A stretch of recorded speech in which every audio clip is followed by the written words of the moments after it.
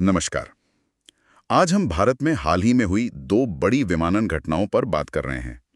ये बहुत कम समय में हुई और हमारा मकसद है कि जो भी जानकारी हमारे पास है उसके आधार पर इनके मुख्य विवरण और जो सवाल उठ रहे हैं उन्हें समझें। तो ये दो घटनाएं हैं। एक तो अहमदाबाद के पास एयर इंडिया ड्रीमलाइनर की दुर्घटना और दूसरी उत्तराखंड में एक हेलीकॉप्टर का हादसा। चिंता की बात यह है कि दोनों ही जून 2025 में कुछ ही दिनों के अंतर पर हुई। चलिए पहले एयर इंडिया फ्लाइट AI 171 से शुरू करते हैं। ये एक बोइंग 787 ड्रीमलाइनर था। ये हादसा हुआ 12 जून 2025 को दोपहर के वक्त करीब 1:38 PM पर अहमदाबाद एयरपोर्ट से टेक ऑफ के ठीक बाद। विमान में 242 लोग थे, 230 यात्री और 12 क्रू मेंबर।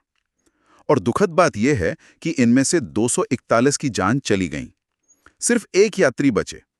एक ब्रिटिश नागरिक थे वो, जो इमरजेंसी एग्जिट के पास बैठे थे। और तो और जमीन पर भी कम से कम 38 लोगों की मौत हुई। और यहाँ बात थोड़ी चौंकाने वाली है। 2011 में जब से ये मॉडल आया है, तब से ये ड्रीमलाइनर से जुड़ी पहली घातक दुर्घटना है। खबर का ध्यान खींचा जाए। Tragedy in India. There are still unanswered questions surrounding the Air India crash. और AI 171 की जांच के जो शुरुआती निष्कर्ष हैं वो वाकई में ध्यान खींचने वाले हैं।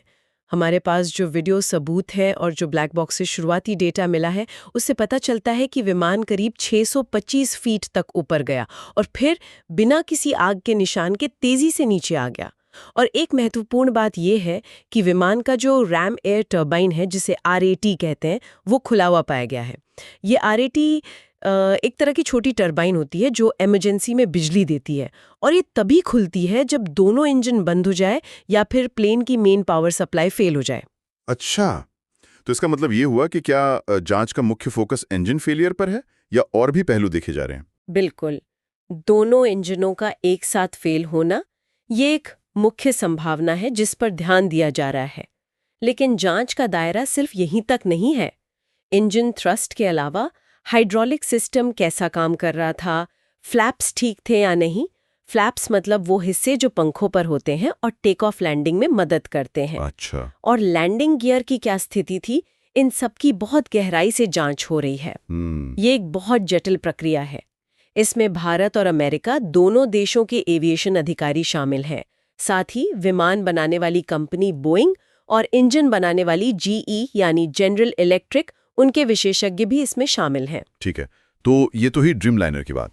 अब आते हैं दूसरी घटना पर जो इसके कुछ ही दिन बाद हुई, उत्तराखंड में हेलीकॉप्टर दुर्घटना। हाँ जी हाँ, वो घटना 15 जून 2025 की है। ये आर्यन एविएशन का एक हेलीकॉप्टर था।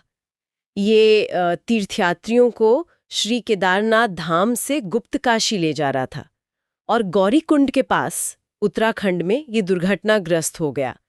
इसमें भी बहुत दुखद खबर रही। हेलीकॉप्टर में सवार सभी 7 लोगों की मृत्यु हो गई।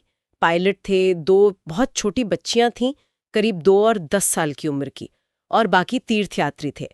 और दुर्भाग्य से जमीन पर भी एक व्यक्ति की जान चली गई इस हादसे में। और इस हेलीकॉप्टर दुर्घटना का कारण क्या बताया जा रहा है शुरुआती रिपोर्ट्स में? जो शुरुआती रिपोर्ट्स हैं उनमें तो खराब मौसम और बिल्कुल जीरो विजिबिलिटी, यानी कुछ भी दिखाई ना देना, इसे मुख्य कारण माना जा रहा है।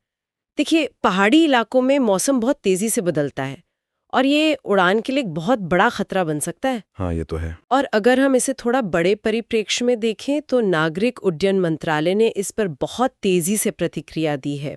उन्होंने फौरन ही 4 धाम वाले रूट पर आर्यन एविएशन के ऑपरेशंस को सस्पेंड कर दिया है, रोक दिया है, और उस पूरे इलाके में हेलीकॉप्टर सेवाओं के जो सुरक्षा नियम हैं, प्रोटोकॉल हैं, उनकी पूरी समीक्षा करने का आदेश दिया है।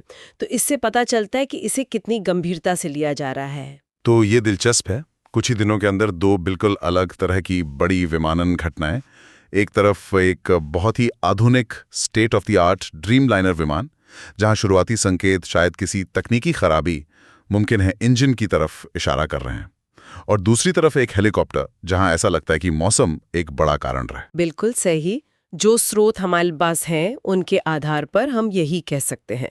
और जाहिर है, इतनी जल्दी ये 2 बड़ी घटनाएं होने से भारत के विमानन सुरक्षा रिकॉर्ड और प्रक्रियाओं पर सवाल उठे हैं और इनकी वजह से गहन समीक्षाएं भी शुरू हो गई हैं। ये स्थिति ये भी दिखाती है कि विमानन सुरक्षा में कितनी अलग-अलग तरह की चुनौतियां हैं। मतलब एक ही समय में हमें बहुत एडवांस टेक्नोलॉजी से जुड़ी संभावित खराबियों से भी निपटना है और साथ ही मौसम जैसे जो प्राकृतिक अप्रत्याशित खतरे हैं उनसे भी निपटना है। हाँ, ये वाकई बहुत जटिल मामले हैं और दोनों ही दुर्घटनाओं की विस्तृत जांच तो अभी चल ही रही है। शायद उसके बाद ही पूरी तस्वीर साफ हो पाएगी। जी, और यहीं पर मैं एक सवाल सोचने के लिए छोड़ना चाहूंगी।